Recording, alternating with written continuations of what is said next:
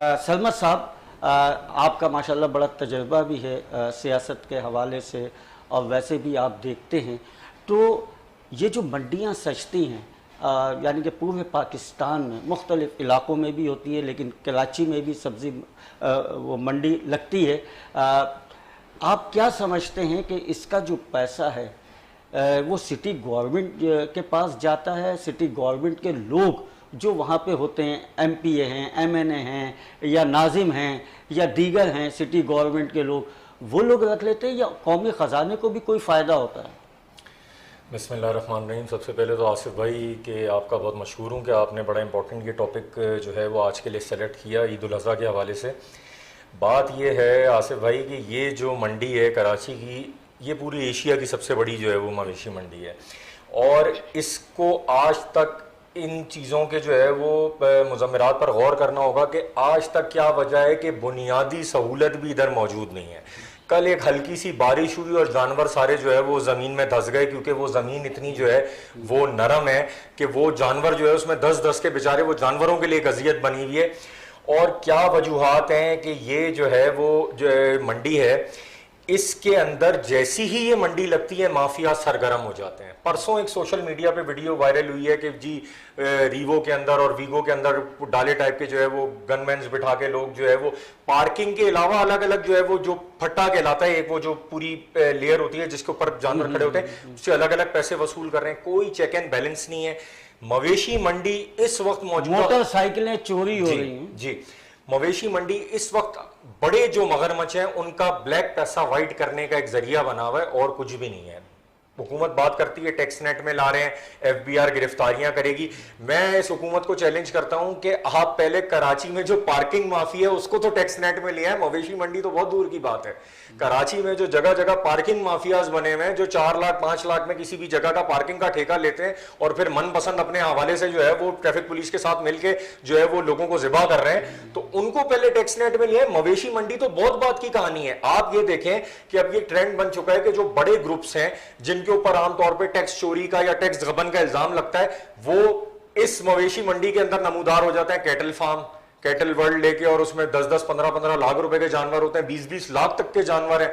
तो भाई ये कौन सी रियाकारी है, कुर्बानी है? आपने एक बात की, तो ये अपनी करप्शन छुपाने का भी एक जरिया है। मैं तो समझता हूं कि इस वक्त जो मौजूदा कराची की मवेशी मंडी है वो एक तो जाहिर सी बात है इतनी वास्ट है, इतनी ज्यादा स्प्रेड हुई हुई है, क्योंकि 4 करोड़ से जायद की आबादी अगर जेन्युइन मर्दमशुमारी की जाए, ये कहते हैं 2.5 करोड़ 3 करोड़ तक के। मुस्तफा कमाल साहब ने भी अभी जो है वो बात की कि 3 करोड़ के आसपास। मैं नहीं समझता कराची के अंदर कई शहर आबाद हो गए अब तो कराची और जामशोरों में फर्क कितना रहा है। तो आप ये देखें कि इतनी बड़ी आबादी के साथ जब ये मवेशी मंडी लगाते हैं तो जो बड़े मगरमच्छ हैं उनको अपना ब्लैक पैसा वाइट करने का मौका मिल जाता है कि चेक एंड बैलेंस कुछ भी नहीं है। जितने जानवर आ रहे हैं सिंध से, पंजाब से, यहां पे कोई चेक एंड बैलेंस है? कितने का जानवर आ रहा है, कितने का बिक रहा है? बस उनको पैसे चाहिए, जो भी है बैठा हुआ बस उसको पैसे चाहिए। 500, 1000, 2000 जो ट्रक से मिल रहे हैं। आपने सही कहा। आपसे सवाल है एक बहुत ही शर्मीला सा, जो मवेशी मंडियां हैं, क्या ये जो जानवर आते हैं मंडी में, क्या इनके कोई रेट फिक्स कर सकती है हुकूमत? नहीं, रेट्स तो इनके फिक्स कर ही नहीं सकते ना। यहाँ पे कमिश्नर मुर्गी के रेट नहीं फिक्स कर सका, दूध दही के रेट फिक्स नहीं कर सका, आप जानवरों के रेट्स की फिक्स करने की बात कर रहे हैं। बेसिकली देखें, कराची में जो है ना, एक हमेशा से ये अलमिया रहा है कि ये जो बड़ी पार्टीज है ना, इनकी मोनोपोली का शिकार रहा है।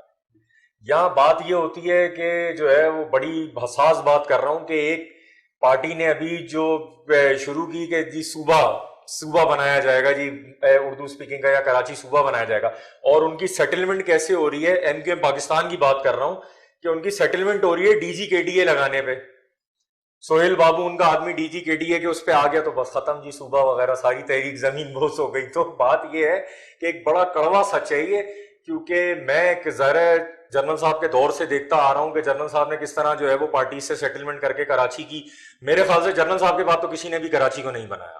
मुस्तफा कमाल साहब भी क्रेडिट लेते हैं कराची बनाने की, लेकिन जनरल मुशर्रफ के दौर के बाद किसी ने ये जो है वो कोशिश नहीं की कि कराची के लिए कोई काम किया जाए। तो बात ये है कि आप 2008 के बाद से देख लें कि आज तक 2021 आ गया, कराची बड़ी पार्टीज की मोनोपोली का शिकार रहा है।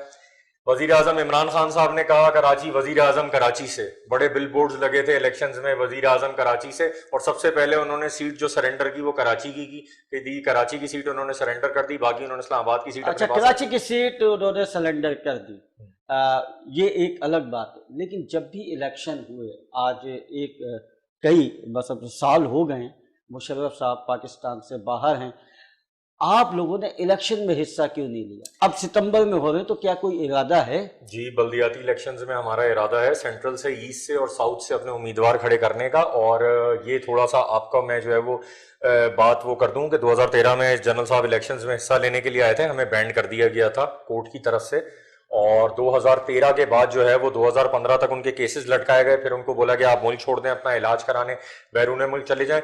2018 کے الیکشنز میں جب جنرل صاحب آ رہے تھے، عین رات کو ان کا پاسپورٹ بلاک کر دیا گیا اور شناختی کارڈ ان کا بلاک کر دیا گیا۔ اس کے بعد کیا ہوا، ان کو سزائے موت کی سزا سنا دی گئی، بولا جی لاش ڈی چوک پہ لٹکا دیا جائے۔ پھر وہ جو احتجاج ہوا، پروٹیسٹ پورے پاکستان سے ہوا، کورٹس نے اپنا وہ فیصلہ جو ہے وہ رول بیک کیا، وہ سب کے آگے صورتحال اب بہرحال بلدیاتی۔ لیکن آپ کی پارٹی میں مشرف صاحب کی پاکستان مسلم لیگ جو ہے، آل پاکستان مسلم لیگ جو ہے، اس میں دیکھنے میں نظر یہ آتا ہے کہ جو کارکنان ہیں، جو رہنما ہیں، لیکن وہ زیادہ منظر عام پر نہیں آتے، نہ زیادہ کوئی جلسے جلوس ہوتے ہیں، نہ کوئی ریلی ہوتی ہے، نہ میڈیا پہ زیادہ آتے ہیں۔